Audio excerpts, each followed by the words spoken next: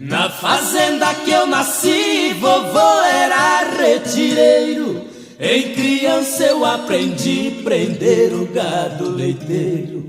Um dia de manhãzinha, vejam só que desespero, tinha um bezerro doente, a ordem do fazendeiro: mate logo este animal e desinfete o mangueiro. Se essa doença espalhar, poderá contaminar o meu rebanho inteiro.